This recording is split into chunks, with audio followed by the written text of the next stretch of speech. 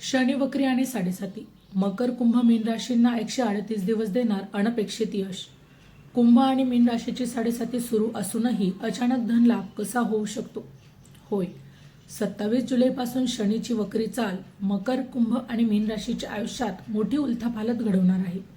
पण ती उलथापालथ नकारात्मक आहे की सकारात्मक, आजच्या व्हिडिओमध्ये पाहूया सविस्तर. नमस्कार जातकांनो, आपल्या चॅनलवर तुमचे मनापासून स्वागत. 26 जुलै 2026 पासून शनिदेव जलतत्वाच्या मीन राशीमध्ये वक्री होत आहेत. हा 138 दिवसांचा काळ संपूर्ण ज्योतिष जगतासाठी अत्यंत महत्त्वाचा आहे. या आधीच्या भागांमध्ये आपण मेष ते धनु या राशींबद्दल सविस्तर चर्चा केली. आजचा हा भाग विशेष आहे, कारण आज आपण अशा 3 राशींबद्दल बोलणार आहोत. त्यातील 2 राशींवर सध्या साडेसातीचा प्रभाव सुरू आहे, पण आपण बोलणार आहोत कुंभ आणि मीन राशींबद्दल. मकर राशीवर साडेसातीचा प्रभाव नाही, मात्र आज आपण मकर राशीबद्दल देखील बोलणार आहोत. जेव्हा साडेसाती सुरू असते आणि त्यातच शनी हा वक्री होत असतो, तेव्हा लोकांच्या मनात ही भीती दुप्पट होते. पण या ठिकाणी लक्षात घ्या, वक्री शनी म्हणजे प्रत्यक्ष मागे जाणारे ग्रह नसून ते आपल्याला तसे भासतात. याचा अर्थ ब्रह्मदेव आपल्याला आठवण करून देतात की तुमच्याकडून काही चुका झाल्या आहेत का, तुमची काही कामं ही अर्धवट राहिली आहेत का, ती सुधारण्याची संधी शनिदेव या काळात देतात.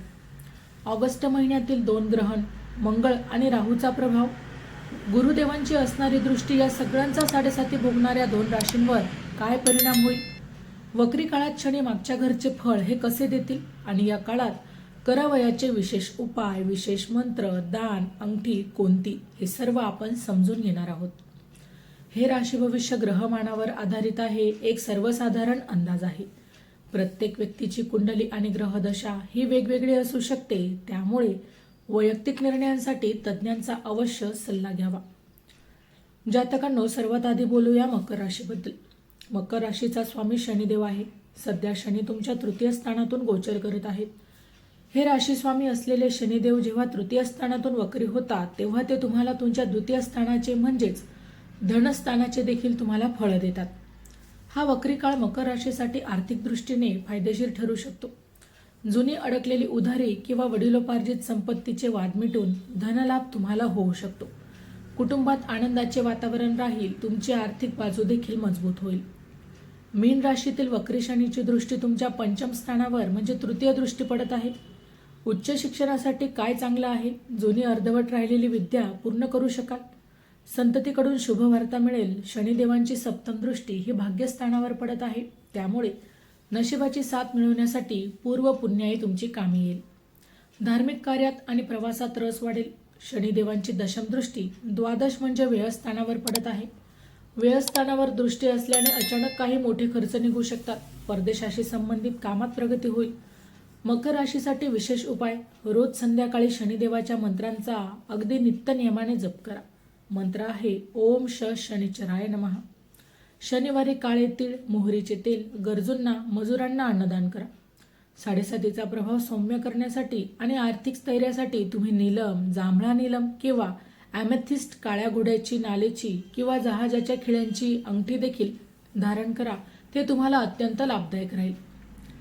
जानेवारी ते डिसेंबर 2026चे मेष ते मीन राशींचे वार्षिक राशी भविष्य तसेच 2026 वर्षात घडणाऱ्या घटनांचे मासिक व साप्ताहिक भविष्य भाकीत विषयक व्हिडिओ पाहण्यासाठी डिस्क्रिप्शनमध्ये दिलेल्या लिंकवर क्लिक करा. व्हिडिओ अवश्य पहा, व्हिडिओला लाईक करा. तसेच आपले काही प्रश्न किंवा सूचना असतील तर चॅनलला सबस्क्राईब करून कमेंट करायला विसरू नका.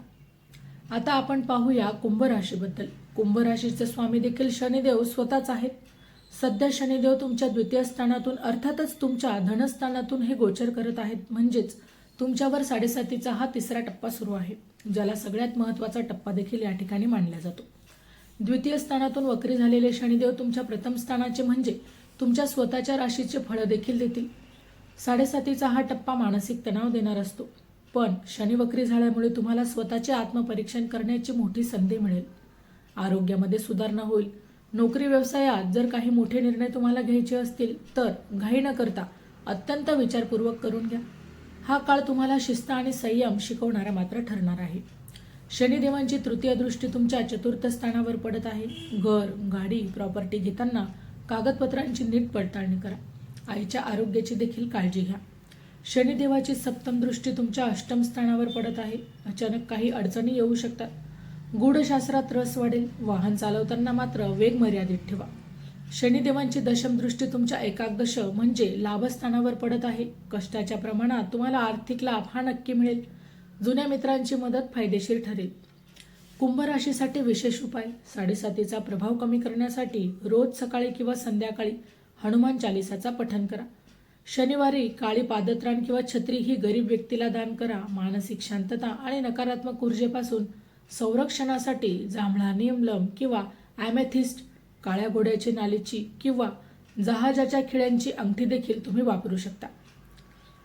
चॅनलवर येणाऱ्या प्रत्येक अपडेटसाठी आमच्या वेदभविष्याचा या व्हॉट्सअप चॅनलला फॉलो करा. चॅनलची जी लिंक आहे ती डिस्क्रिप्शनमध्ये दिलेली आहे. आता आपण पाहूया मीन राशीबद्दल. मीन राशीसाठी शनिदेव हा एकादश आणि द्वादश स्थानांचा स्वामी आहे. सध्या तर शनिदेव तुमच्या प्रथम स्थानातून म्हणजेच अर्थातच तुमच्या राशीतून हे गोचर करत आहेत. म्हणजेच तुमच्यावर 7:30चा हा दुसरा टप्पा सुरू आहे. स्वतःच्या राशीत म्हणजे लग्न राशीत शनिदेव वक्री होत आहेत. अशा वेळी ते तुमच्या द्वादश म्हणजे व्ययस्थानाची देखील तुम्हाला फळं देतील. वक्री शनीचा हा प्रभाव मीन राशीच्या लोकांसाठी परदेश प्रवासाचे, परदेशी कंपन्यातून मोठ्या लाभाचे योग घेऊन येतील. मात्र राशीत शनी असल्याने आळस किंवा संभ्रम हा वाढू शकतो. आरोग्याकडे तुम्ही विशेषतः डोकेदुखी किंवा डोळ्यांच्या त्रासाकडे दुर्लक्ष करू नका. विनाकारण होणारे मोठे खर्च या काळात तुमच्या समोर येऊ शकतात. शनीची तृतीय दृष्टी तुमच्या परिश्रम स्थानावर आहे. अर्थात तुमच्या पराक्रमात, परिश्रमात वाढ होईल. पण लहान भावंडांशी किंवा सहकाऱ्यांशी, शेजाऱ्यांशी मतभेद टाळा. शनिदेवांची सप्तम दृष्टी तुमच्या सप्तम स्थानावर येत आहेत. वैवाहिक जीवनात जोडीदारासोबत गैरसमज होऊ देऊ नका. भागीदारीच्या व्यवसायात पारदर्शकता ठेवा. दशम म्हणजे कर्मस्थान, येथे दशम दृष्टी येत आहे. नोकरीमध्ये किंवा कामाच्या ठिकाणी तुमच्या जबाबदाऱ्या या वाढणार आहेत. वरिष्ठ तुमच्या कामावर बारीक लक्ष ठेवून असतील, त्यामुळे तुम्ही तुमच्या कामात मात्र चोख राहा. आता पाहूया मीन राशीसाठी काही विशेष उपाय. रोज संध्याकाळी महामृत्युंजय मंत्रांचा आणि ओम प्राम प्रीम प्रोम स शनिश्चराय नमः या मंत्राचा जप करा. शनिवारी पक्ष्यांना 7 प्रकारचे धान्य घाला. मुंग्यांना साखर पीठ टाका. मानसिक क्लेश दूर करण्यासाठी मोती, योग्य निर्णय घेण्यासाठी पुष्कराज, सुनेहेला 5 मुखी रुद्राक्ष घालणं तुमच्यासाठी अत्यंत महत्त्वाचं राहील. तर जातकांनो, 7:30 सुरू आहे म्हणून घाबरून जाण्याचं काहीच कारण नाही. शनिदेव हे क्रूर नसून न्यायप्रिय आहेत. तुम्ही जितके प्रामाणिक राहाल, तुम्ही जितकं गरिबांना मदत कराल आणि तुम्ही जितकं शिस्तीत राहाल, तितकंच शनिदेव तुम्हाला 138 दिवसांचं उत्तम फळ देतील. तुम्हाला तुमच्या राशीबद्दल जर काही शंका असतील तर कमेंट बॉक्समध्ये आम्हाला नक्की विचारा. तर मित्रांनो, व्हिडिओ आवडला असेल तर व्हिडिओला लाईक करा, चॅनलला सबस्क्राईब करा आणि हो, तुम्हालाही तुमच्या राशीची अंगठी, कडे किंवा खडे हे हवे असतील तर त्याची लिंक डिस्क्रिप्शनमध्ये मी दिलेली आहे. तिथे जाऊन तुम्ही ती खरेदी करू शकता. व्हिडिओ शेवटपर्यंत पाहिल्याबद्दल धन्यवाद. पुन्हा भेटूया पुढच्या भागात. तोपर्यंत श्री स्वामी समर्थ. जय शनिदेव.